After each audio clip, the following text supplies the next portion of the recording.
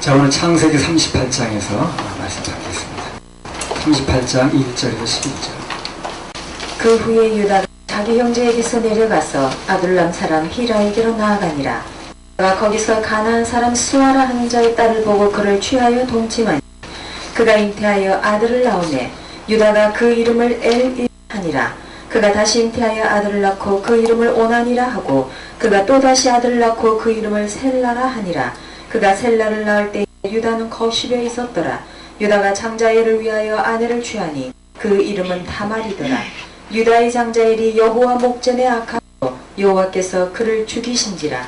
유다가 오난에게 이르되 내 형수에게로 들어가서 남편의 아우의 본분을 행하여 내 형을 위하여 씨가 있게 하라. 오난이 그 씨가 자기 것이 되지 않을 줄 알므로 형수에게 들어갔을 때에 형에게 아들을 얻게 아니하려고 땅에 설정하매 그 일이 여호와 목전에 악함으로 여호와께서 그를 죽이시니 유다가 그 며느리 다말에게 이르되 수절하고 내 아비 집에 있어서 내 아들 셀라가 장성하기를 기다리라 하니 셀라도 그 형들같이 죽을까 염려함이라. 다말이 가서 그 아비 집에 있으니라. 네. 자, 오늘 방금 읽은 이 본문의 말씀을 간단히 요약하면 유다가 난데없이 가나안 땅을 가게 됐어요. 뭐 때문에 갔는지. 거기서 이방 여자를 얻어서 결혼을 했다는 겁니다. 그 사이에서 아들 셋을 얻었습니다. 큰아들 엘, 두 번째 아들 오난, 세 번째 아들 셀라. 그렇잖아요. 근데 성경에 구체적으로 언급이 안 돼서 잘 모르겠는데 하여튼 이 엘이라는 사람이 맞아들이는데 뭐 하나님 앞에서 악을 행했다는 거예요. 뭐를 악을 행했는지. 죽었습니다. 그러니까 이제 둘째 아들 그 오난이라는 아들이 있는데 그 오난이라는 아들한테 이제 형수가 되나? 형수를 들여보낸 거예요. 그래서 이제 씨를 좀 이어라 이렇게 들여보낸 겁니다.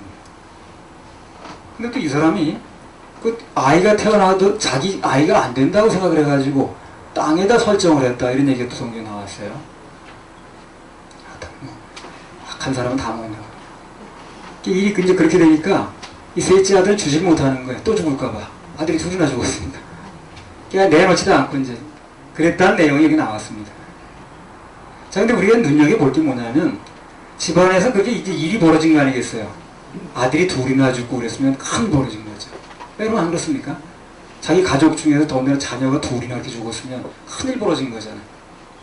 큰일과 고통을 겪으면서 유다가 전혀 하나님 뜻을 안 구하는 거예요, 이 사람이. 그런 상황이 벌어졌는데도 그분의 뜻이 뭔가 묻지도 않고. 왜 그렇습니까? 왜 내 인생에 이런 일이 벌어졌습니까? 하나가 아니라 둘이나 이렇게. 이게 보통 일이 아닌데 하나님 섭리 안에서 일어나는 일일 텐데 이게 왜 그렇습니까? 물어봐야 될 거 아닌가. 그리고 그 응답을 기다려야 되거든. 안 하는 거야, 이 사람이. 한 번쯤 하나님 찾을 만도 한데 전혀 하나님을 찾았단 말이 나오질 않아요. 우리 인생이 무슨 일이 일어나면요, 그게 다 하나님 찾으라는 신호거든. 좀 물어봐도 봐야지. 그러면 왜 그렇습니까? 그러면 말씀을 읽다가 응답을 주시든 또 예배 참석하면 메시지를 통해서 응답이 나오든 그 응답이 나오거든. 그걸 안 하는 거야, 이 사람이. 그가 하나님의 일하심을 기다렸다는 얘기가 없습니다, 성경에. 하나님의 자녀들이 뭔가 실패하고 안 될 때는 꼭 특징이 하나 있는데 뭐냐면 묻지를 않아요. 그걸 하나님 음성을 기다리질 않아요. 기다리지 않는데 말해줄 필요가 없죠. 간절한 마음을 하나님 음성을 기다리면 하나님이 어떤 경로를 통해서든지 말씀하시게 되어 있습니다. 아멘. 뭐 꿈에서라도. 아멘. 그 생각과 말 속에 하나님이 없는 게 문제입니다. 전혀 무슨 일이 벌어져도 그 생각 속에 하나님이 없어요. 마음 속에도 하나님이 없어. 당연히 말 속에 하나님 나올 리가 없죠. 자, 민수기 14장 1절에서 9절.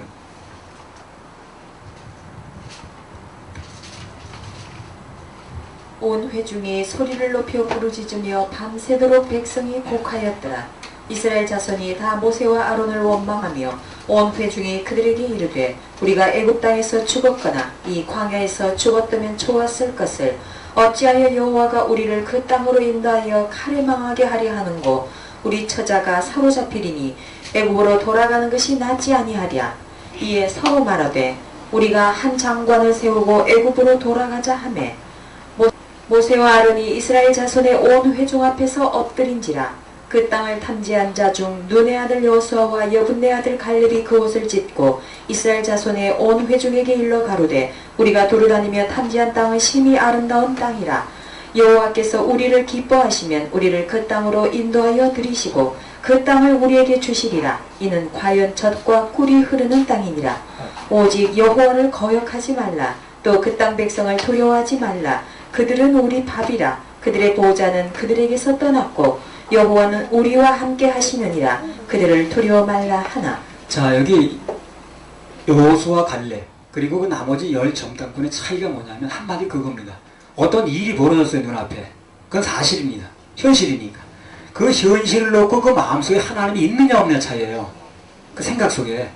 그 10정탐꾼은 눈에 보이는 건 있는데 그 마음속에 하나님이 없는 거예요. 그러니까 뭐 보이는 건 환경밖에 없는 거죠.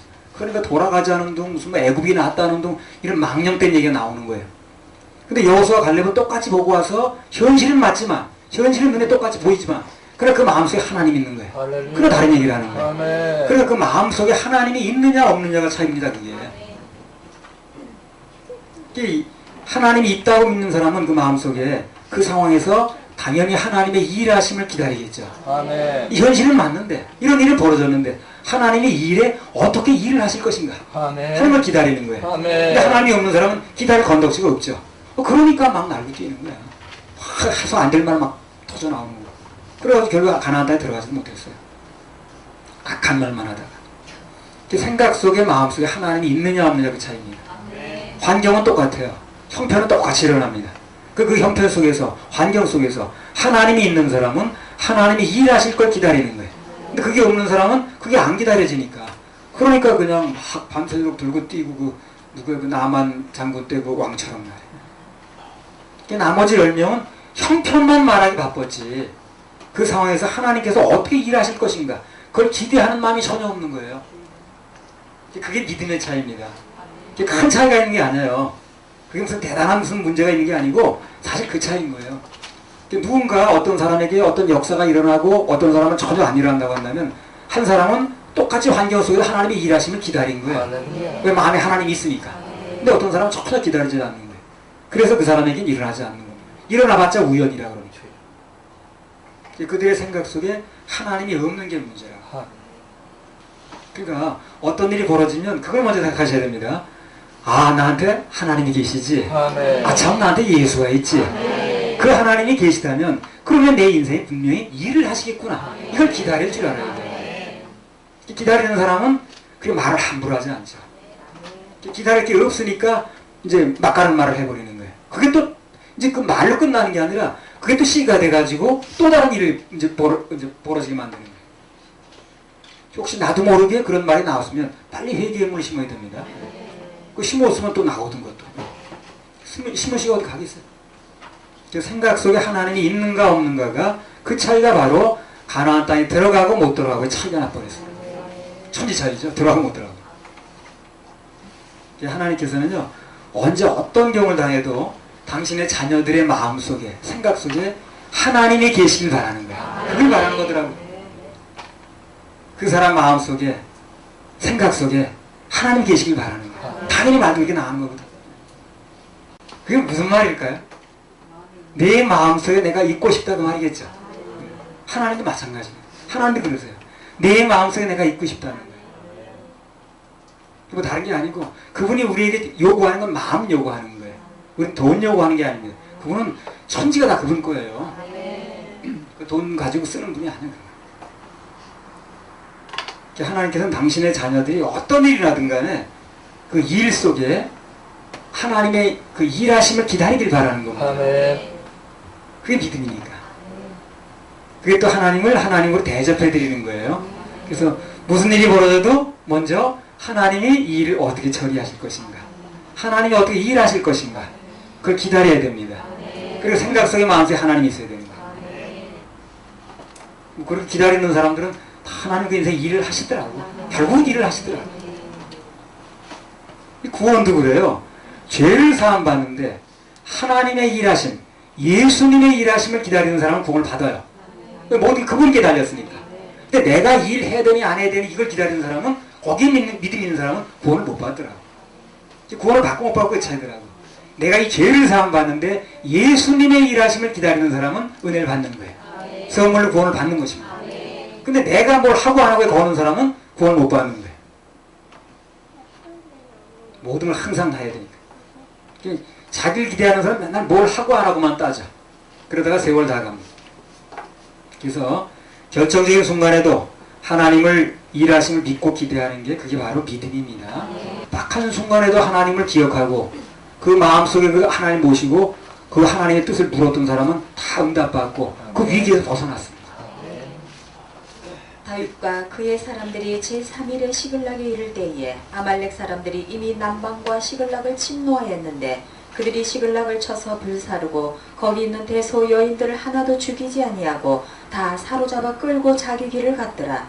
다윗과 그의 사람들이 성에 이르러 본즉 성이 불탔고 자기들의 아내와 자녀들이 사로잡혔는지라. 다윗과 그와 함께한 백성이 울 기력이 없도록 소리를 높여 울었더라. 다윗의 두 아내 이스라엘 여인 아히노암과 갈멜 사람 나발의 아내 되었던 아비가일도 사로잡혔더라. 백성이 각기 자녀들을 위하여 마음이 슬퍼서 다윗을 돌로 치자 하니 다윗이 크게 군급하였으나 그 하나님 여호와를 힘입고 용기를 얻었더라. 다윗이 아히멜렉의 아들 제사장 아비아달에게 이르되 청컨대 에봇을 내게로 가져오라. 아비아달이 에봇을 다윗에게로 가져오매 다윗이 여호와께 묻자와 가로되 내가 이 군대를 쫓아가며 미치겠나이까. 여호와께서 대답하시되 쫓아가라. 내가 반드시 미치고 정령 도로 찾으리라.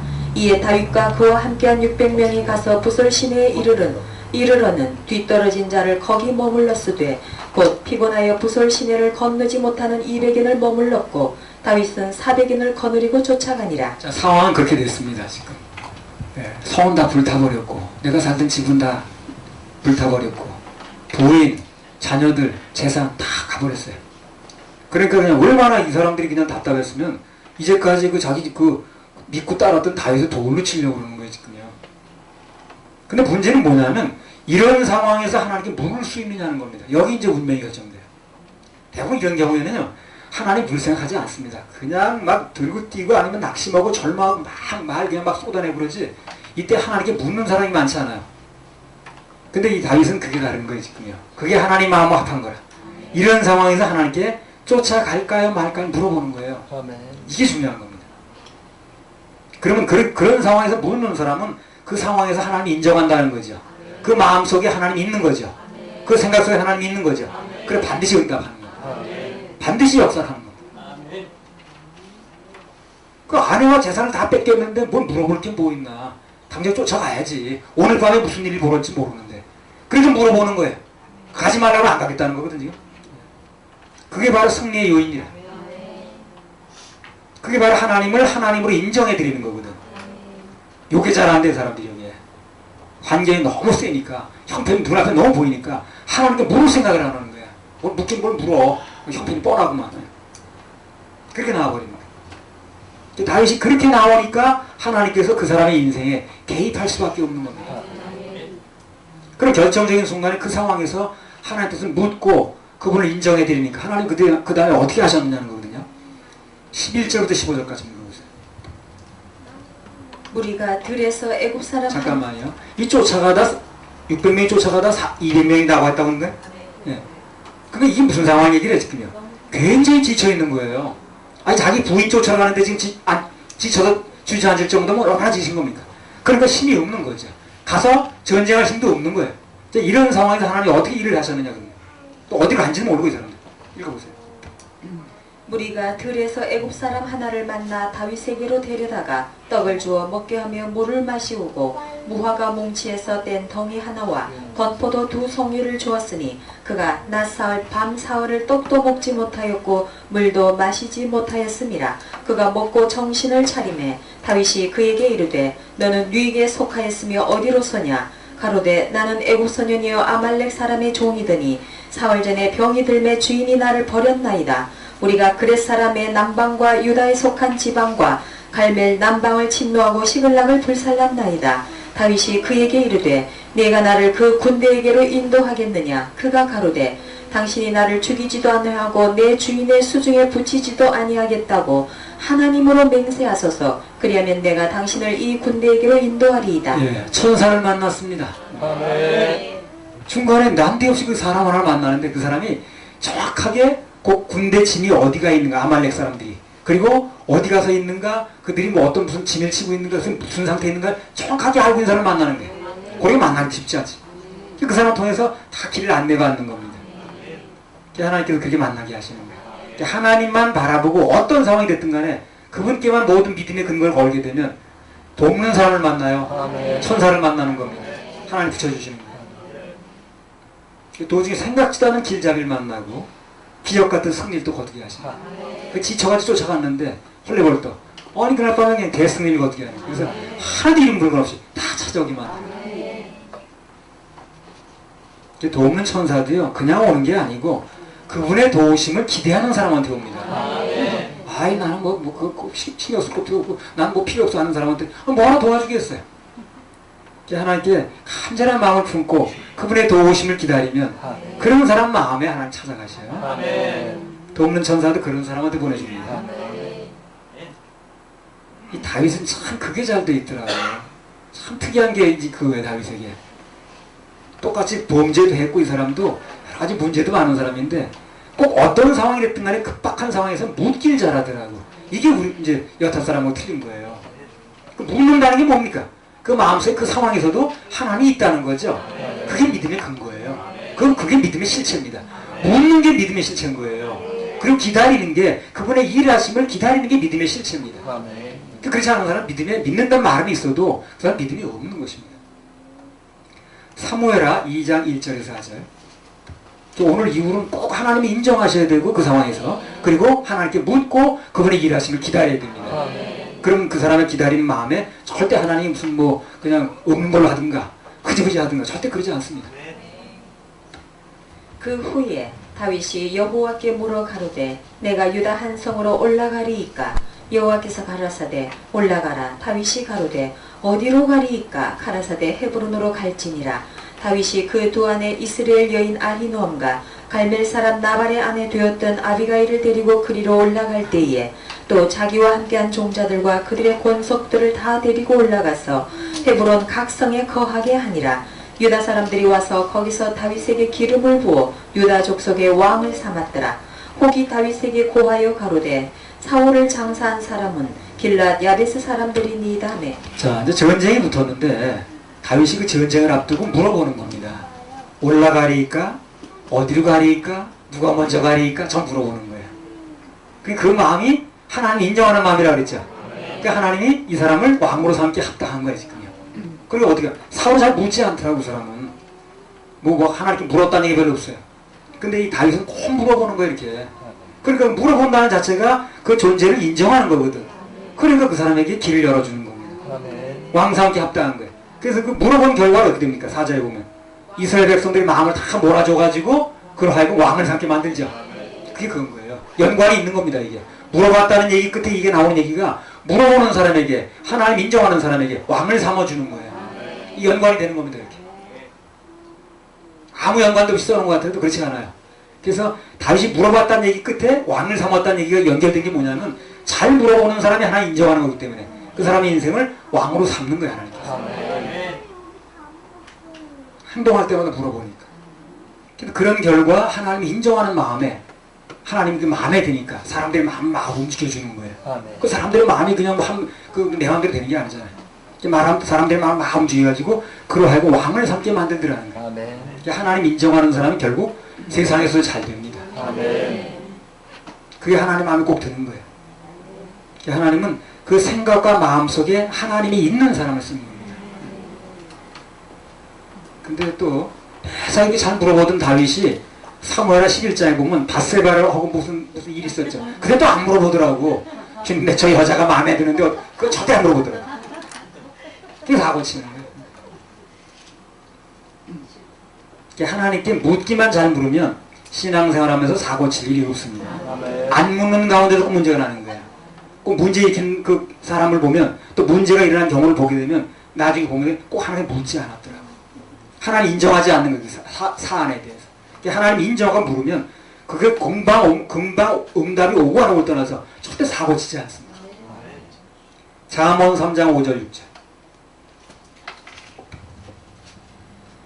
너는 마음을 다하여 여호와를 의뢰하고 내 명철을 의지하지 말라. 너는 범사의 그를 인정하라. 그리하면 네 길을 지도하시리라. 너는 마음을 다해 여호와를 의뢰하고 내 명철을 의지하지 말라. 내 머리에 드는 거 의지하지 말고 내 계산에 의지하지 말고 너는 범사에 어떤 일이 됐든 간에 그를 인정하라. 그리하면 내 길을 지도하시리라. 그래서 그분은 우리 인생의 내비게이션입니다. 할렐루야. 우리 하나님께 박수 올려주세요. 자, 창세기 38장 12절부터 15절. 얼마 후에 유다의 아내 수아의 딸이 죽은지라. 유다가 위로를 받은 후에 그 친구 아둘람 사람 히라와 함께 딥나로 올라가서 자기 양털 깎는 자에게 이르렀더니 호기 다말에게 고하되 내 시부가 자기 양털을 깎으려고 딥나에 올라왔다 한지라. 그가 그 과부의 의복을 벗고 면박으로 얼굴을 가리고 몸을 휩싸고 딥나 길곁 에나임 문에 앉으니 이는 셀라가 장성함을 보았어도 자기를 그의 아내로 주지 않음을 인함이라. 그가 얼굴을 가리웠으므로 유다가 그를 보고 창녀려 여겨 길 곁으로 그에게 나아가 가로되 청컨대 나로 내게 들어가게 하라 하니 그 자부인 줄 알지 못하였음이라. 그가 가로되 당신이 무엇을 주고 내게 들어오려느냐. 유다가 가로되 내가 내 떼에서 염소 새끼를 주리라. 그가 가로되 당신이 그것을 줄 때까지 약조물을 주겠느냐. 유다가 가로되 무슨 약조물을 내게 주랴. 그가 가로되 당신의 도장과 그 끈과 당신의 손에 있는 지팡이로 하라. 유다가 그것들을 그에게 주고 그에게로 들어갔더니 그가 유다로 말미암아 잉태하였더라. 그가 일어나 떠나가서 그 면박을 벗고 과부의 의복을 도로 입으니라. 예, 그 당시 문화에서는 내가 그 당시에 살아본 사람이 아니라 잘 모르겠는데 그 과부의 의복과 창녀의 의복이라든가 이 복장이 다 따로 구별되어 있었던 것 같아요. 뭘 보고? 그 복장만 보고 유다가 그리 들어가는 걸로 봐서 그 복장이 구별되어 있었던 것 같습니다. 딱 보면은 저 여자는 뭐 하는 여자를 구별됐던 것 같아요. 그 복장 하나 보고 들어가서 무슨 동침을 했다는 걸 봐서.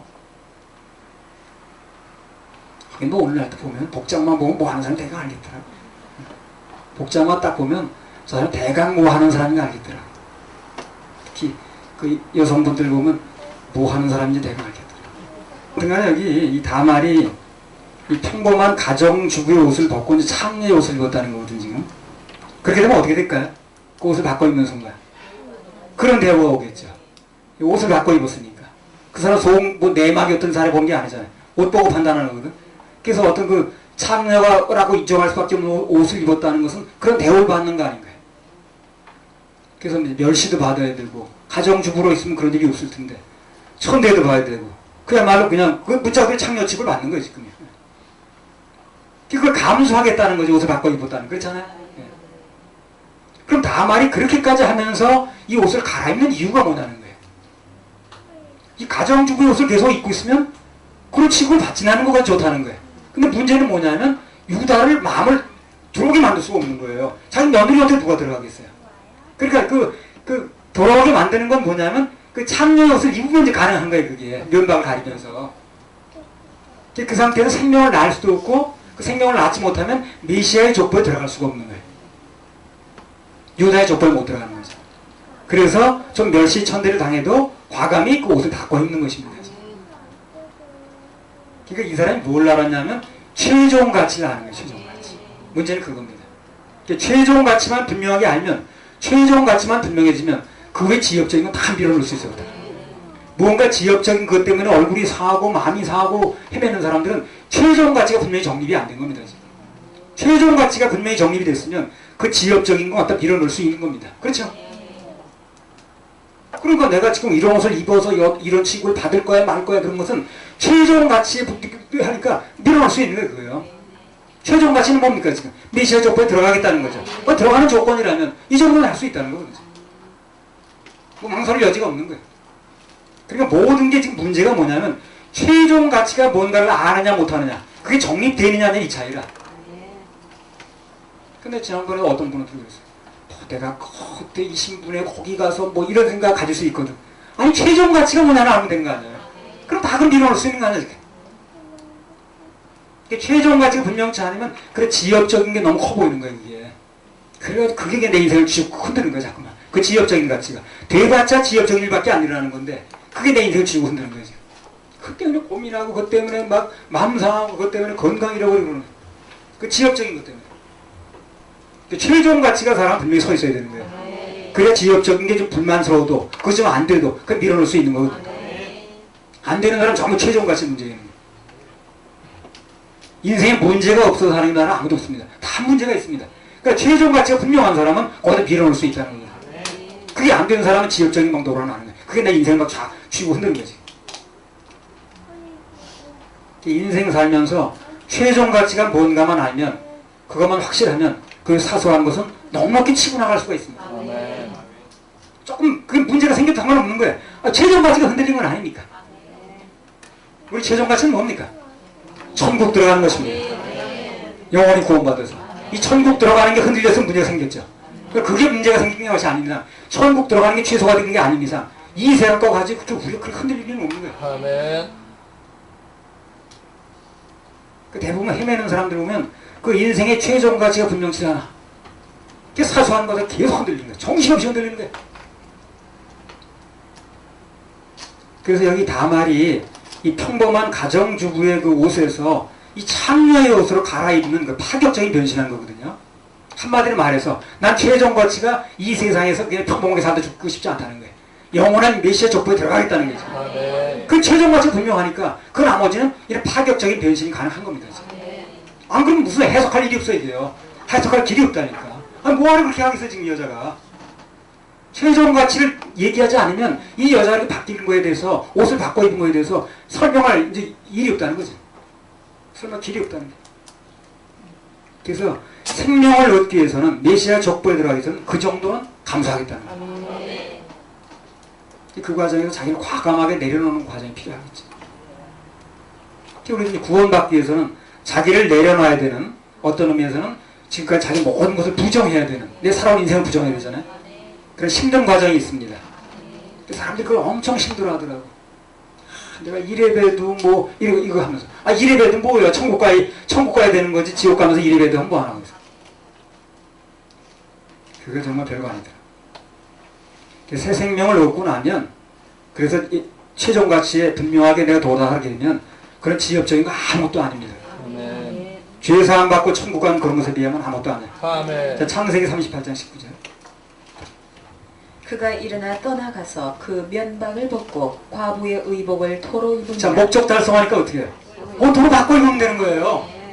그게 어려운 게 아니라고. 한때 좀 어려움을 겪었지만 그냥 자기 최종 목적을 달성하고 나니까 옷이라는 거 어때? 도로 바꿔 입으면 되는 거예요. 별게 아니라는 말이에요. 처음에 결정하기 어려웠지. 일단 목적을 달성하고 나니까 옷은 나중에 바꿔 입으면 돼 그냥. 그게 뭐 가죽이 달라붙은 것도 아니고 아무런 문제도 안 됐습니다. 그래서 잠시 체면이나 사회 이목이라든가 그런 규례만 깨면 길이 열리게 되어 있습니다. 아멘. 놀라운 일이 생기는 거예요. 규례만 깨면 되는 거예요. 그 규례라는 게 전부 인간이 세우는 거거든요. 아멘. 그 인간이 세우는 규례를 깨게 되면 하나님의 새로운 규례가 옵니다. 할렐루야. 저기 어디 나오냐면요. 에스더 4장 8절에서 17절입니다. 에스더 4장 8절에서 17절. 또 유다인을 진멸하라고 수산궁에서 내린 조서 초본을 하닥에게 주어 에스더에게 베어 알게 하고 또 저에게 부탁하여 왕에게 나아가서 그 앞에서 자기의 민족을 위하여 간절히 구하라 하니 하닥이 돌아와 모르드게의 말을 에스더에게 고하매 에스더가 하닥에게 이르되 너는 모르드게에게 고하기를 왕의 신복과 왕의 각도 백성이 다 알거니와 모른 남녀하고 부름을 받지 아니하고 안뜰에 들어가서 왕에게 나아가면 오직 죽이는 법이요 왕이 그 자에게 금호를 내어 밀어야 살 것이라. 이제 내가 부름을 보고 왕에게 나아가지 못한 지가 이미 30일이라 하라.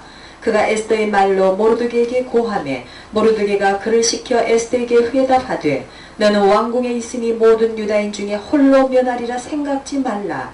이때 내가 만일 잠잠하여 말이 없으면 유다인은 다른 데로 말미암아 노임과 구원을 얻으려니와 너는 내 아비 집은 멸망하리라.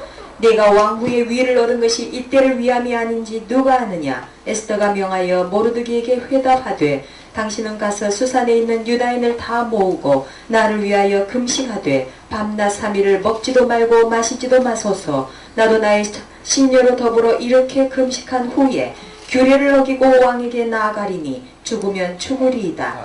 모르드게가 가서 에스더의 명한 대로 다 행하니라. 여기 이제 보면 무슨 얘기입니까 이게?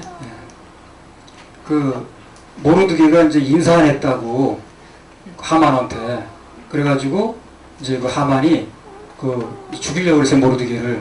근데 모르드게가 그 유다 민족이라 그러니까 그 직성이 안 풀려가지고 그 하나만 죽여서 자기 직성이 안 풀린다는 거예요. 민족 전체를 죽이겠다 이렇게 나오는 거예요.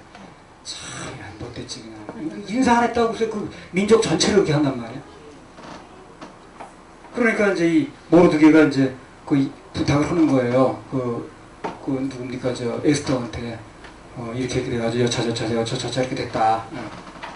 그러니까 에스더가 무슨 얘기를 하냐면 이 왕중 규례가 어떻게 돼 있냐면 부르지 않았는데 나갈 수 없다는 거예요. 그것도 웃긴 규례예요. 근데 부부간에 부르지 않았다고 못 나가나. 하여튼 그렇대요. 예. 그래가지고 그 왕이 부르지 않은데 나가게 되면 금호를 내밀어줘야 되지. 그걸 안 내밀게 되면 누구를 막으면 죽는 겁니다. 이게 위에 하루 좋은 걸로 이렇게 해가지고. 그 지금 30일인가를 안 불렀다는 거예요. 최근에 만난 적도 없다는 거지. 지금. 그래가지고 나갈 수 없다는 결론이 한마디로. 뭐 때문에? 인간의 기회 때문에 죽을까봐. 그러니까 이제 모르드게가 화가 났잖아요. 아니 너가 지금 목숨 하나 붙이려고 그러는 거야? 그러면 우리는 딴 데로 인해서 구원받을지 모르지만 너 혼자 살려고 그러지 마라. 너도 유대인 거 다 밝혀지는데 나중에. 그러니까 에스더가 그 얘기를 듣고 나더니 그러면 3일만 금식을 하시오. 그럼 내가 규례를 어기고 인간이 만들어놓은 규례를 어기고 내가 나가겠습니다. 규례를 깨겠다는 거죠. 아멘. 그럼 내가 죽더라도 일단 인간들이 만드는 규례에 얽매이지 않고 나가겠다. 그 이제 규례를 깼다는 얘기예요. 인간이 만드는 규례를. 자, 어떻게 됐나 보세요. 결과가 에스더 9장 18절부터 22절까지. 수산에 거한 유다인은 13일과 14일에 모였고 15일에 쉬며 이날에 잔치를 베풀어 즐긴지라. 그러므로 촌촌의 유다인 곧 성이 없는 고을고을에 거하는 자들이 아달월 14일로 경전을 삼아 잔치를 베풀고 즐기며 서로 예물을 주더라. 모르드게가 이 일을 기록하고 아하수에로 왕의 각도에 있는 모든 유다인에게 물은 원근하고 글을 보내어 이르기를 한 규례를 세워 해마다 아달월 14일과 15일을 지키라. 자, 아까 규례가 깨졌죠. 다른 규례가 하나 생겼습니다. 그 규례가 뭔가를 보세요. 22절. 이날에 유다인이 대적에게서 벗어나서 평안함을 얻어 슬픔이 변하여 기쁨이 되고 애통이 변하여 길한 날이 되었으니 이 두 날을 지켜 잔치를 베풀고 즐기며 서로 예물을 주며 가난한 자를 구제하라 하며. 그래서 옛 규례를 깨버리니까 인간의 규례를 깨니까 춤추며 즐기고 선물하고 슬픔이 변하여 기쁨이 되고 애통이 변하여 길한 날이 되는 아멘. 새 규례가 생겼어. 새 규례가. 아멘. 손해보지 않았죠. 그러니까 옛 규례는 인간들이 만드는 규례는 하나님 안에서 걸리적거리 되면 깨버려야 돼. 그러면 그 규례를 깨게 되면 새 규례가 생깁니다. 그 새 규례가 나쁜 게 아니라는 거예요. 여기 보니까 그 새 규례는 울던 일이 기쁜 일이 생기고 애통한 일이 길한 일이 되는 거예요. 전화위복이 되는 거예요. 새 규례가. 그래서 힘들어서 그렇지 오늘 다말이나 에스더처럼 규례만 깨면 길이 열립니다. 뭐 저거 이거 규례 맞는 일이 아니지 그게. 그 규례를 깨고 나니까 옷을 바꿔 입으면 되는 거고 자기 메시아 적부에 들어갔다는 거예요. 그래서 하나님 안에서 어떤 일이 이루어질 때는 규례하고 먼저 부딪혀. 규례하고 인간적인 규례. 인간적인 그럴 수가 있네. 무슨 뭐 부자간에 부모간에 무슨 뭐 부부간에 어쩌고저쩌고 해가지고 규례가 막는 거예요. 사회 상규가 막는 거예요. 그걸 깰 수 있어야 돼요. 아멘. 그럼 나중에 결국 하나님이 그 규례를 깬 거에 대해서 하나님의 겨냥에서 한 일이라면 하나님 때문에 일어난 일이라면 반드시 그걸 나중에 어떻게 됐습니까 이게? 슬픔이 변화에 기쁨이 되고 애통이 변화에 길한 날이 됐다 그랬죠. 전화위복을 바꿔주는 겁니다. 아멘. 그렇게 책임지는 거예요 하나님께서. 한번 전화위복.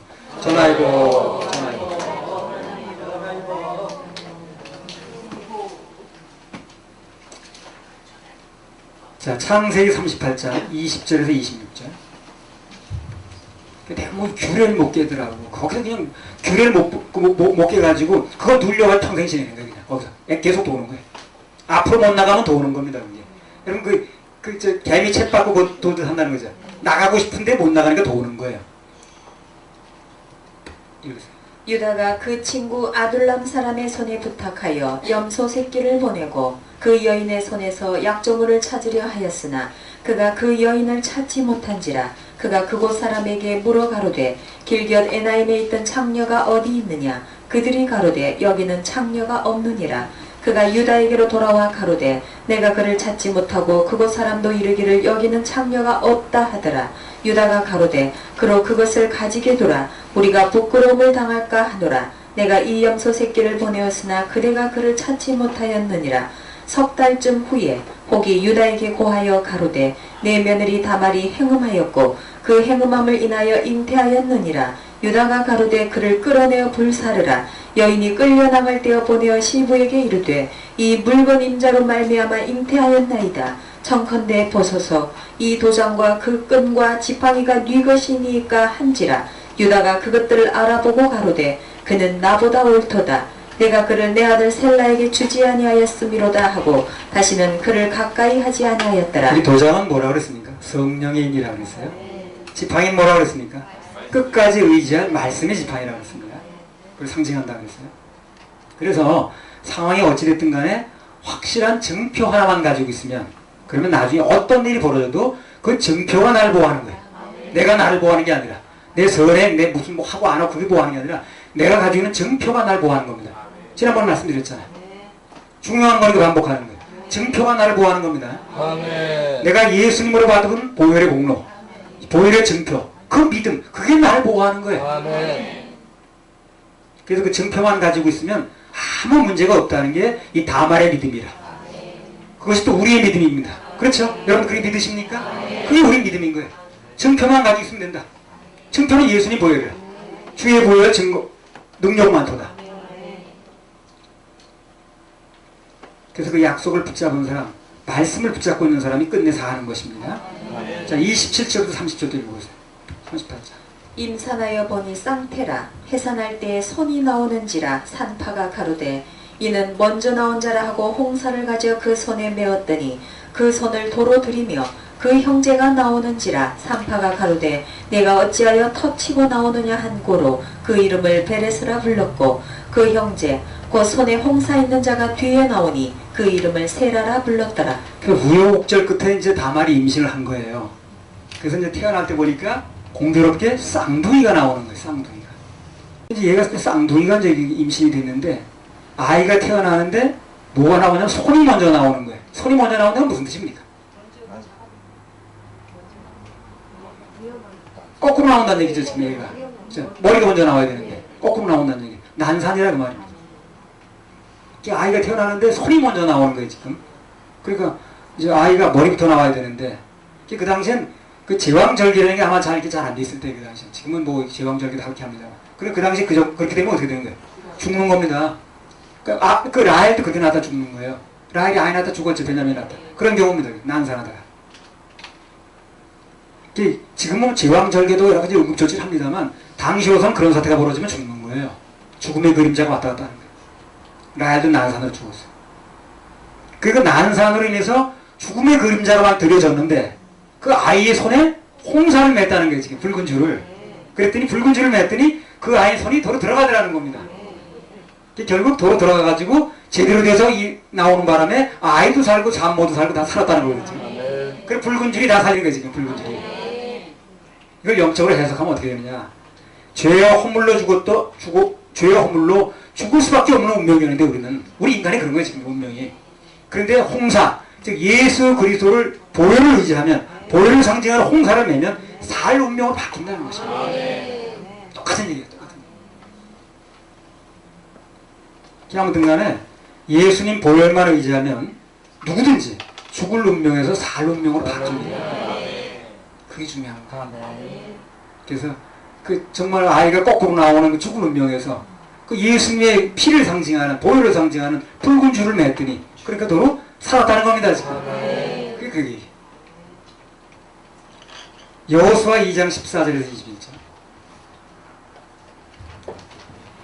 두 사람이 그에게 이르되 내가 우리의 이 일을 누설치 아니하면 우리의 생명으로 너희를 대신이라도 할 것이요 여호와께서 우리에게 이 땅을 주실 때에는 인자하고 진실하게 너를 대우하리라.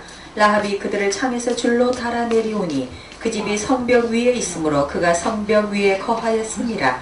라합이 그들에게 이르되 두렵건대 따르는 사람들이 너희를 만날까 하노니 너희는 산으로 가서 거기 사흘을 숨었다가 따르는 자들이 돌아간 후에 너희 길을 갈지니라. 두 사람이 그에게 이르되 네가 우리로 서약해 한 이 맹세에 대하여 우리가 허물이 없게 하리니 우리가 이 땅에 들어올 때에 우리를 달아 내려온 창에 이 붉은 줄을 메고 내 부모와 형제와 내 아비의 여기 가족 붉은 줄이나 아까 손에 놨던 줄이나 똑같은 얘기입니다. 똑같은 얘기. 읽어보세요. 형제와 네 아비의 가족을 다 네 집에 모으라. 누구든지 내 집 문을 나서 거리로 가면 그 피가 그의 머리로 돌아갈 것이요 우리는 허물이 없으리라. 그러나 누구든지 너와 함께 집에 있는 자에게 누가 손을 대면 그 피는 우리의 머리로 돌아오려니와 네가 우리의 이 일을 누설하면 네가 우리로 서약해 한 맹세에 대하여 우리에게 허물이 없으리라. 라합이 가로되 너희의 말대로 할 것이라 하고 그들을 보내어 가게 하고 붉은 줄을 창문에 매니라. 자, 그래서 기생 라합이 이제까지 어떻게 살아왔는지, 뭘 하고 지냈는지, 무슨 죄를 졌는지 그럼 묻지 않습니다. 즉 따지는 건 뭐예요? 붉은 줄을 매느냐 안 매느냐 이것만 따지는 거예요. 그것만 보는 것입니다.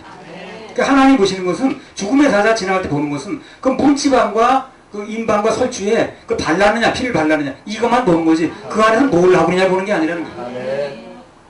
그래서 사람들은 뭘 관심 있는 거예요? 뭘 하고 있느냐 관심이야. 발랐느냐 관심이 아니라.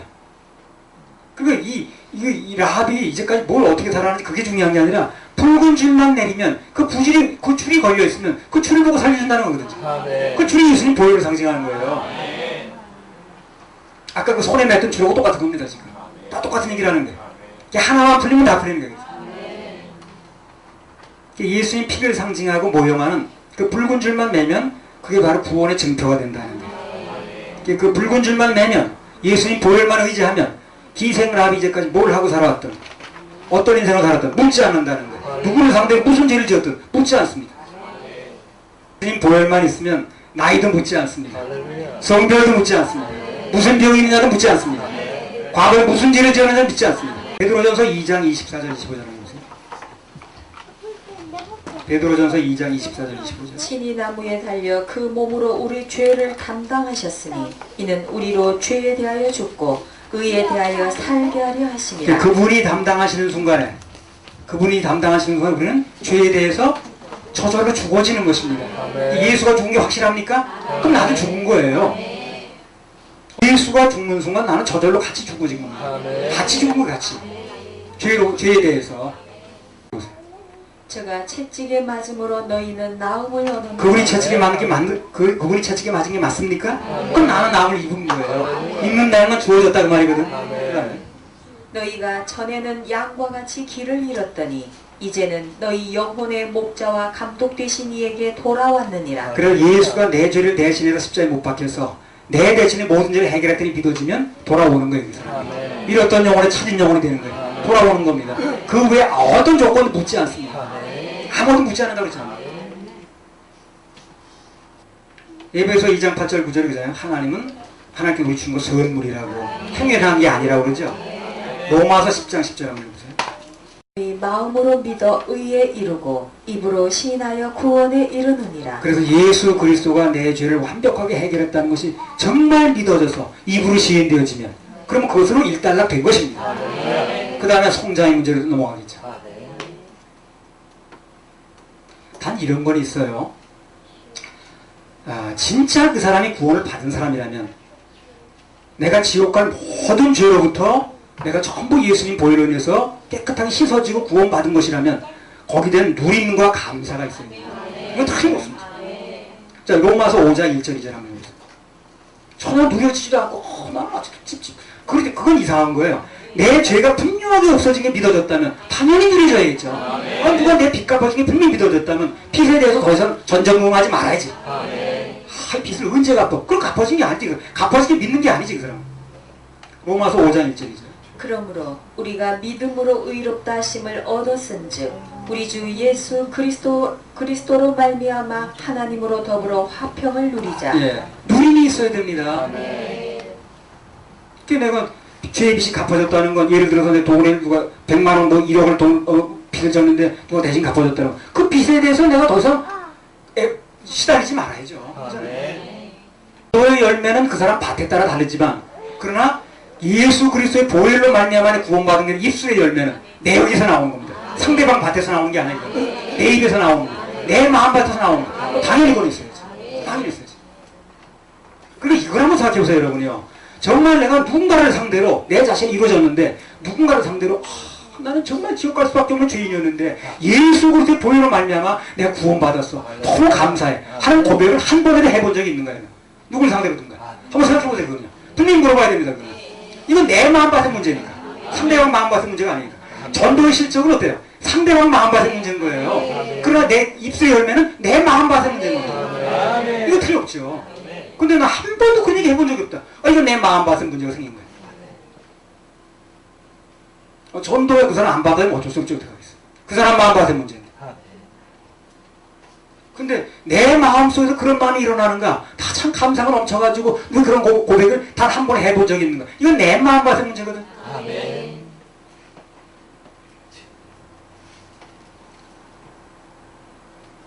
그런 이제 감사가 넘치면 그런 뭐 상대방 마음밭에 따라서 일어날 수밖에 없는 그런 실적은 그렇게 관계 안 해도 된다는 거예요. 어떻게 하겠어요, 그래? 그 사람 마음밭이 그런 거.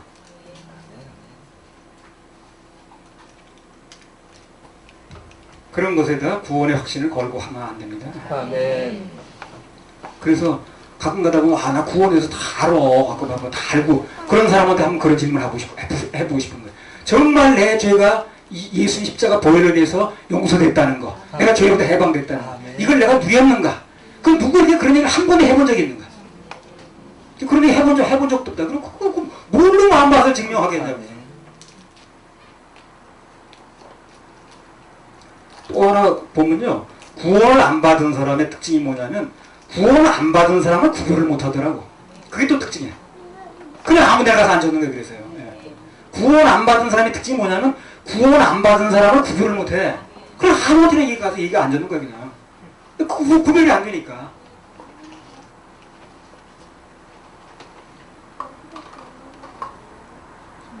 하여튼 여러분 이거 하나 아시기 바랍니다. 여러분의 영적 상태를 계속해서 점검하고 제로하는 교회에 있다는 자체를 감사하셔야 돼요. 일반 교회는 하지도 않은 거예요. 교인이 지옥 가거나 말거나 나 사회비나 받으면 되지 뭐 신경 쓸 게 뭐 있나. 아예 신경 쓰지도 않고 물어보지도 않아요. 그런 거예요. 일반 교회 백날간 물어보지도 않아요. 그럼 물어보지도 않으니까 그런 거 생각해 본 적도 없다 그러죠. 그래도 그런 걸 수치를 점검해보고 물어볼 수 있는 교회에 있다는 게 감사하셔야 돼요. 일반 교회가 물어보지도 않는다는 거예요. 상전 물어보지도 않아. 신경 쓰지도 않아. 그러면 갈 일도 없는 거예요. 물어보지도 않으니까.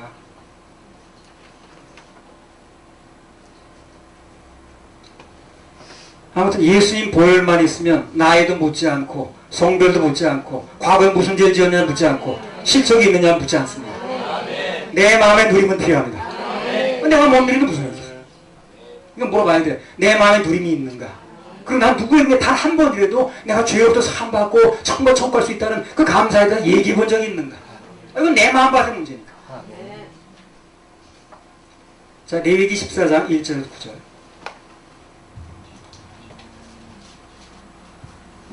그 여러 누가 전도서 안 받아들였다고 실망할 필요가 없습니다.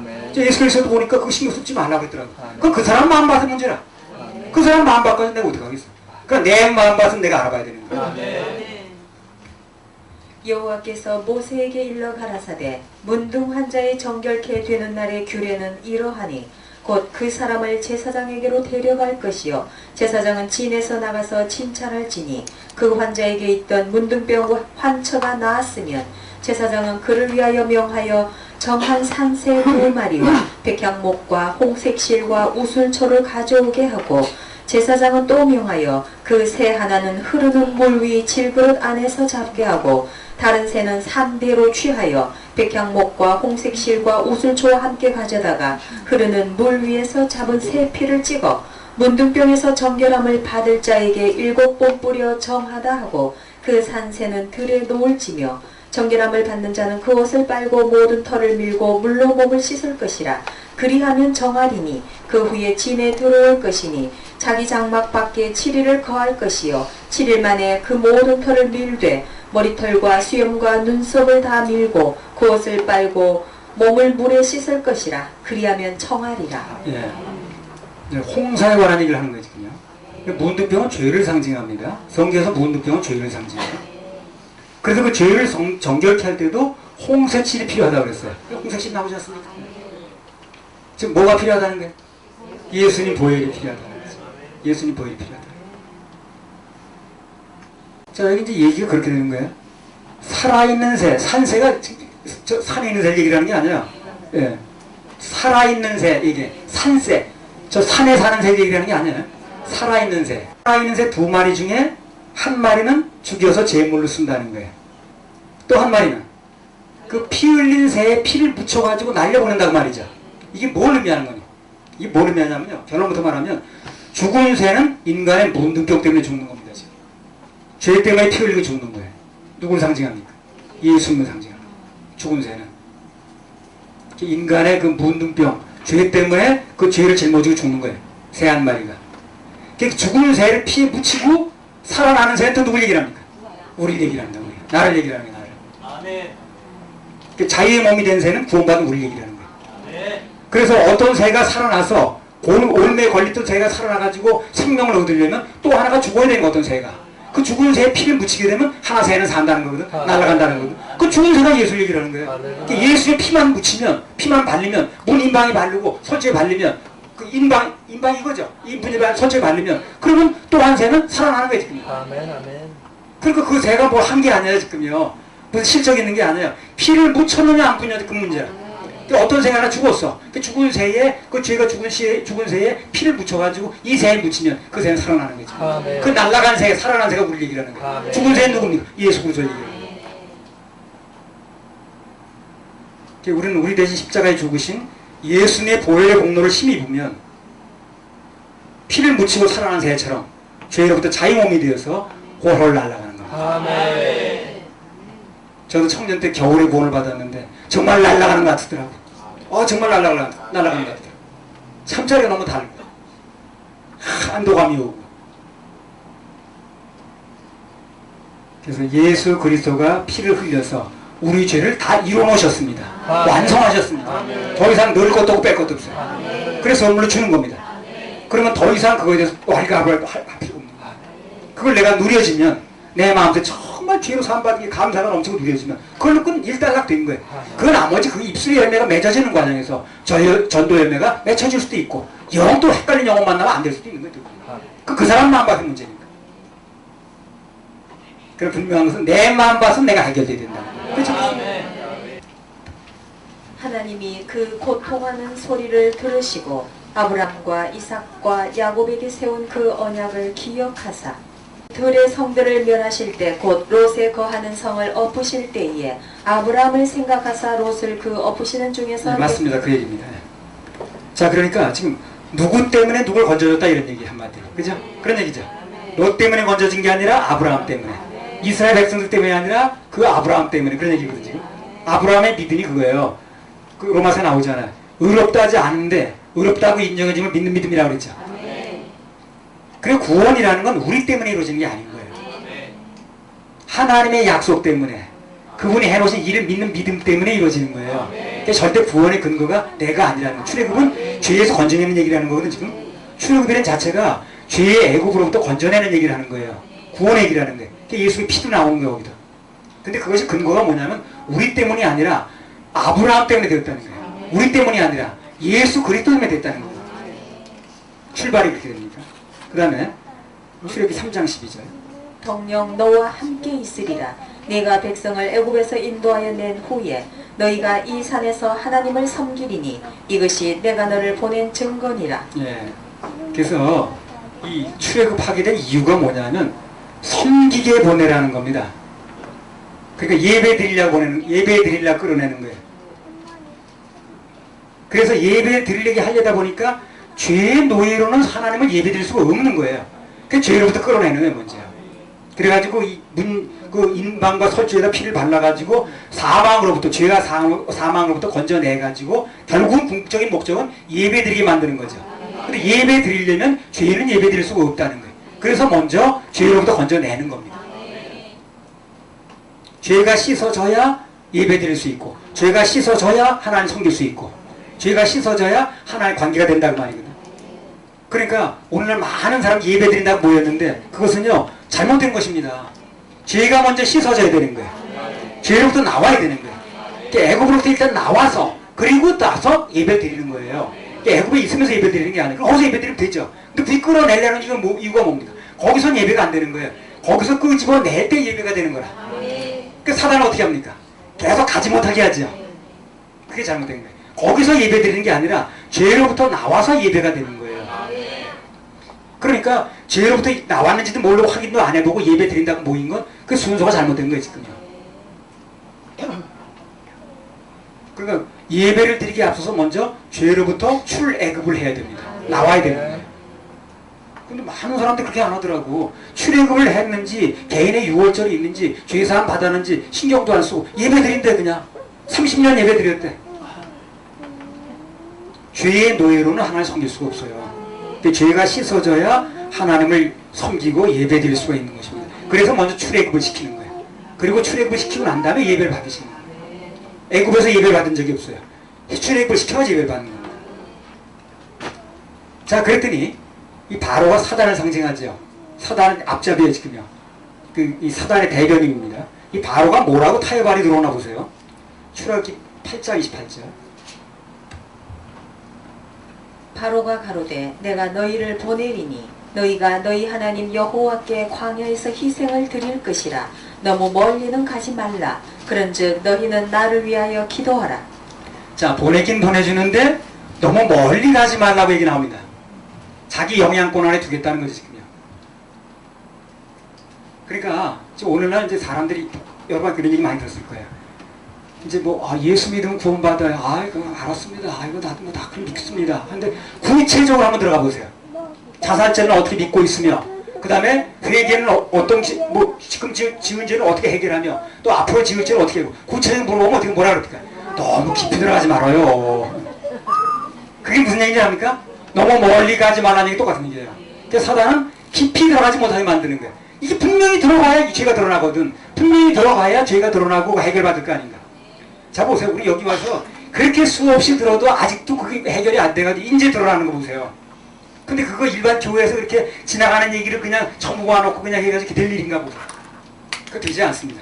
구체적으로 드러내야 되는 거거든요. 근데 그렇게 하려고 그러면 사단은 너무 멀리 가지 말어. 너무 깊이 들어가지 말어, 그거. 이게 나오는 거예요. 그러니까 바꿔 말하면 드러내지 말라 이거예요. 해결 안 되게 만드는 거지. 드러내야 해결이 되는 거거든. 너무 깊이 들어가지 말라는 것은 그 드러내가 죄 사함 받게 될까봐. 그래서 못 드러나게 만드는 거예요. 그 죄가 있는 상태로 예배드리게 만들고, 죄가 있는 상태로 신앙생활하게 만들고, 죄가 해결 안 된 상태에서 집사직분, 장로직분 맡게 만들고, 죄가 있는 상태에서 신학교하게 만들고, 죄가 거듭나지 않은 상태에서 목회하게 만드는 거예요. 그러니까 그냥 다 했어. 사람이 목회도 하고, 장로도 하고, 집사도 하고, 사모도 하고 다 했어. 신학생도 했어. 다 문제는 뭐냐? 죄가 해결이 안 되고 있는 거예요. 그리고 죽으면 지옥 가는 거예요.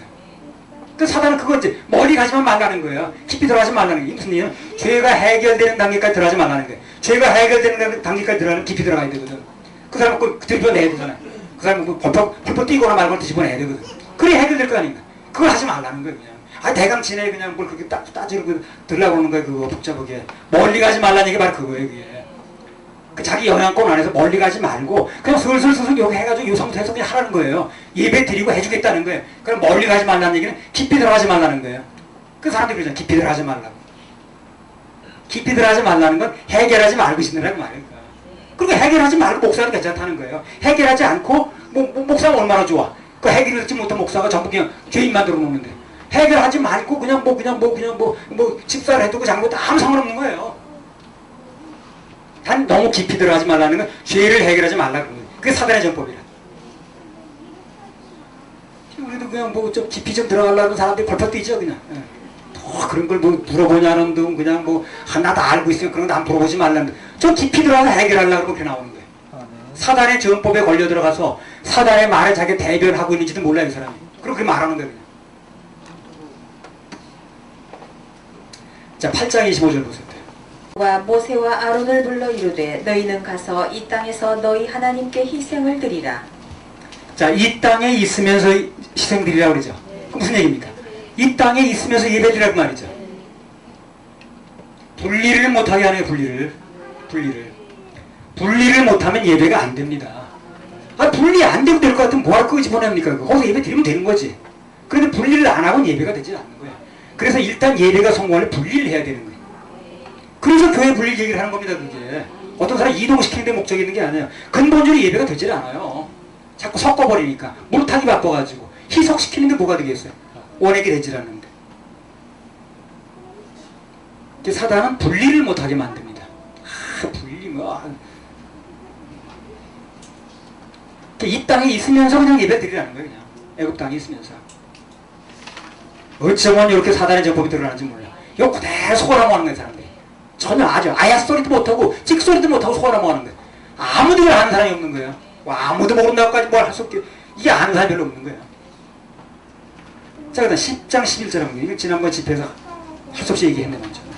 그는 불가하니 너희 남정만 가서 여호와를 섬기라. 자, 간다 그러니까 뭐라 그럽니까 또? 남정만 가라 그러죠? 이건 무슨 얘기입니까? 남자들만 보내고 여기 뭐가 남는 거예요, 그럼? 부인이 남고 애들이 남겠죠. 인정이 끈을 끼서 연대를 없는 거거든요. 그러면 또 예배가 안 돼, 이게요. 하나 일이 되질 않아요. 하나 일이 어디서 막히냐면 전부 인정에 막힙니다. 그러니까 남자들만 가놓고 그 다음에 여자들과 부인들과 아들, 딸들이 놔두면 그 줄이 안 끊어져져, 그냥. 계속 연결되는 거야. 그래 안 되는 거지. 그러니까 사단은 계속해서 인정의 줄을 매려오려고 그러는 거예요. 그러니까 하나님의 사역이 제대로 되려면 인정이 끊어져야 되는 거예요. 인정 끊는 얘기 여러 번 나왔잖아요. 그러니까 사단은 인정을 안 끊으려고 하자는 거지군요. 부인줄도 연결하고, 그 다음에 아들들도 연결하고, 딸들도 연결하고, 손자들도 연결하고, 그걸 연결해놓고 하자는 거예요. 그것 때문에 안 되는 거거든요.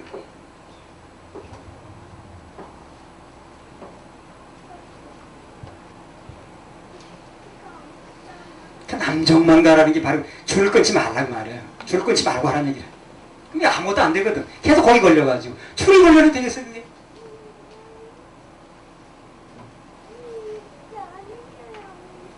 계속 줄이 끌려가지고, 거기 마음이 매여가지고, 거기 마음 상해가지고, 인정에 매여가지고, 앞으로 나가지 못해. 줄이 매여졌으니까. 남정만 가라는 얘기 바로 그 얘기예요. 인정의 줄을 끊지 말라는 얘기예요. 출애굽기 10장 24절. 바로가 모세를 불러서 이르되 너희는 가서 여호와를 섬기되 너희 양과 소는 머물러 두고 너희 어린 것은 너희와 함께 갈지니라. 예. 자, 다 가는데 그 다음에 뭘 요구합니까? 양과 소를 머물러 두라고 얘기를 하죠. 양과 소는 뭐한테 쓰는 거지? 광야에서. 양과 소는 뭐한테 쓰는 거죠? 제사 드린 데 쓰는 거죠. 피를 내는 데 쓰는 거죠. 그걸 가져가지 말라는 거예요. 그러면 그들이 예배 드려도 피가 없으면 죄가 사이지 않죠. 그 예배는 드릴 수 있다는 거예요. 죄는 사이지 않는 거예요. 이건 바로 오늘 말하면, 자, 예배 드려도 좋아요. 종교 다 모여도 좋아요. 예수만 빼고 얘기거든요, 지금. 오늘 그렇게 일어나죠, 지금요. 사단의 전법에 그냥 말려드는 겁니다, 그게. 근데 그걸 구별 못하는 게 문제인 거예요, 지금. 자기 의견인 줄 아는 거예요. 그래서 양과 소는 빼라는 건 희생의 그 피를 내 제물이거든, 그게. 그걸 가져가지 말라는 거예요. 그러니까 가서 예배 드려 좋고 다 해도 좋은데 예배 드려 좋은데 피를 내지 못하니까 죄가 사함이 안 되는 거거든, 지금. 죄가 사함받지 않은 상태에서 예배 드리고 죄가 사함받지 않은 상태에서 모두하고 다 하라는 거지, 그냥. 그걸 또 얘기하는 거지. 그러니까 하나도 양보할 수 없는 거예요, 여기서요. 아이, 그냥, 그래, 보내준다는 거면 고맙지, 뭐. 양과 소는 좀 두고 오지, 뭐. 보내주는 거면 감사한 거 아니야? 그래도 될 일이 아니라니까? 아니, 그, 희생의 피를 드릴 수 없는 거 뭘 하겠어, 그래. 출애굽기 12장 29절 34절입니다. 밤중에 여호와께서 애굽 땅에서 모든 처음 난 것 곧 위에 앉은 바로의 장자로부터 옥에 갇힌 사람의 장자까지와 생축에 처음 난 것을 다 치심해 그 밤에 바로와 그 모든 신하와 모든 애굽 사람이 일어나고 애굽에 큰 호곡이 있었으니 이는 그 나라에 사망치 아니한 집이 하나도 없었음이었더라. 그런 교회에서 지금요, 더 전도라고 교제해도요, 구원 얘기, 예수의 피 얘기, 죄 사함 받는 얘기만 안 하면 교제가 가능합니다. 아, 좋아. 근데 그 얘기만 꺼내면 하지 말라고 했죠. 아, 그 얘기 하지 말라고 그냥. 그 얘기 말고 그냥 좋게 지내면 되죠. 그러니까 양과 소, 그 희생의 피는 하지 말고 하자니 똑같은 게 그게. 어쩌면 그렇게. 출애굽기 11장 5절 6절. 애굽 가운데 처음 난 것은 위에 앉은 바로의 장자로부터 맷돌 뒤에 있는 여종의 장자까지와 모든 생축에 처음 난 것이 죽을지라. 애굽 전국에 전무후무한 큰 곡성이 있으리라. 자, 그래서요, 9가지 재앙까지도 굉장한 재앙입니다. 그렇죠? 강물이 좀 피로 변하고 무슨 개구리가 몰려들고 그 흑암이 까먹고 어쩌고 해가지고 뭐 악질이 생기고 엄청난 재앙이에요. 우박이 떨어지고 불이 떨어지고. 근데 9가지 재앙까지 꼼짝도 안 하는 거예요. 근데 10번째 재앙에 이 사람이 보내줬죠. 바로가. 이게 무슨 얘기냐면 이게 어떤 표적 가지고 사람이 변하는 게 아닌 거야. 표적 가지고 구원, 10번째 재앙에 피를 발리게 나왔죠. 죄로부터 해방됐죠. 그래서 9가지 재앙이 있어도 피를 발라질 때까지 나올 수 없는 거예요. 이게. 뭘 얘기를 합니까? 그러면요, 죽어서 피를 흘려서 예수 그리스도가 죽어서 피를 흘린 거 그 공로를 힘입을 때까지는 어떤 표적을 보고 어떤 이적이 일어나도 그 사람 죄로부터 나올 수 없다는 거예요. 그러니까 무슨 나는 기적이 일어났네, 뭐 불이 떨어졌네,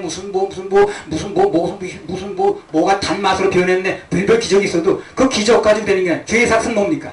사망입니다. 죽어야만 그 피를, 죽어서 나온 양의 피를 발라야만 그 죄로부터 나올 수 있는 거야. 그러니까 9가지 재앙이 그렇게 무서운 재앙이 떨어져도 죄로부터 나오지 못한 거예요. 그래서 왜? 피가 안 발라졌으니까. 그 마지막에 몸이 죽어서, 재물이 죽어서 피가 발려지니까 나오는 거예요. 거기서요. 이걸 우리가 알아야 됩니다. 그리고 그렇게 재앙들이 벌어지고 전부 흥분한 그런 재앙이 벌어져도 전혀 나오지는 못하는 거야. 죄로부터 못 나온다 그 말이야. 근데 재물이 죽어서 그 피가 발라지니까 나오는 거예요. 그 죄로부터 나오려면 어떻게 되는 거예요? 그러면요, 예수 그리스도가 죽어서 내놓은 피, 그게 발라져야 나올 수 있는 거예요. 그때 구원이 되는 겁니다.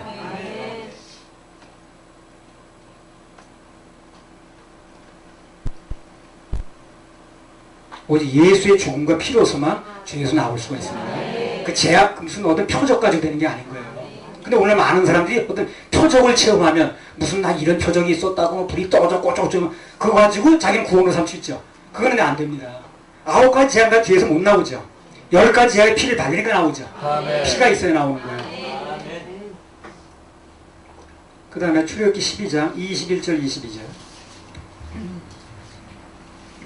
모세가 이스라엘 모든 장로를 불러서 그들에게 이르되 너희는 나가서 너희 가족대로 어린 양을 택하여 유월절 양으로 잡고 너희는 우슬초 묶음을 취하여 그릇에 담은 피에 적시어서 그 피를 문 인방과 좌우 설주에 뿌리고 아침까지 한 사람도 자기 집 문 밖에 나가지 말라. 자, 피를 문 인방과 설주에 발랐습니다. 문지방에, 문통에 바르지 않았습니다. 예수의 피는요, 누리는 거지 밟는 게 아닌 거예요. 그래서 저기 그거죠. 밟는 거죠. 여기는 안 바르는 거예요. 예수의 피는 내가 누리는 것입니다. 더 정확히 말하면 발라놓고 상대방이 보는 거예요. 그 죽음의 사자가 보는 거 내가 보는 게 아닌 거예요. 문통이 바르는 거 내가 보는 게 아니라 이렇게 발라놓고 상대방이 보는 것입니다. 그 다음에 12장 29절 30절. 밤중에 여호와께서 애굽 땅에서 모든 처음 나온 것 곧 위에 앉은 바로의 장자로부터 옥에 갇힌 사람의 장자까지와 생축에 처음 난 것을 다 치심해 그 밤에 바로와 그 모든 신하와 모든 애굽 사람이 일어나고 애굽에 큰 호곡이 있었으니 이는 그 나라에 사망치 아니한 집이 하나도 없었음이었더라. 자, 문 인방에다가 문을 기준해가지고 문 인방에 피를 바르고 설치 발랐거든요. 그 안에 들어있는 사람과 문 밖에 있는 사람하고 이제 천지 차이가 되는 거예요. 그 안에 있는 사람 뭐합니까? 양고기 구워놓고 고기 먹으면서 파티하는 거예요. 이 문 밖에 있는 사람은 호곡이 터졌죠. 이게 천국과 지옥 차이가 이렇게 됩니다. 피를 발랐느냐 안 발랐느냐에 따라서 앞으로 그렇게 되는 거예요. 피를 바르고 안 바르는 차이밖에 없는데 바르는 이쪽은 잔치하는 거예요. 발리지 않은 저쪽은 앞으로 7년 대환이 되는지 지옥 환란이 되는지 뭘 겪고 있는 거예요. 우릴 밖에 없는 거예요. 이거 발랐느냐 차이 그렇게 나는 겁니다. 지금. 그 질문이 그렇게 중요한 거예요. 그 예수가 그렇게 중요하다고 말이에요. 예수의 피를 발랐느냐 안 발랐느냐 그 차이 때문에 한쪽은 잔치를 해요. 한쪽은 울고 불고 지옥 가는 겁니다. 그러니까 우리가 예수의 피를 바른다는 거, 그 피의 공로로 인해서 구원받는다는 거, 그런 것에 속했다는 거, 이게 얼마나 중요하다는 걸 알아야 돼요. 그거 하나 때문에 이렇게 운명이 바뀌는 거예요. 한쪽은 7년 혼인잔치하고 있는데 한쪽은 7년 뭐예요 지금? 환란에 들어가는 거예요. 그것으로 끝나는 게 아니라 그걸로 끝나는 게 아니에요. 우리 7년 잔치가 그걸로 끝나는 게 아니듯이 7년 환란도 그걸로 끝나는 게 아닙니다. 진짜 환란이 기다리고 있어요. 우리도 그 7년 잔치 위에 진짜 정기 기다리고 있듯이. 그게 그것과 그걸로 나누는 거예요. 뭘 기준해서? 피 때문에. 할렐루야, 우리 하나님께 박수 올려요.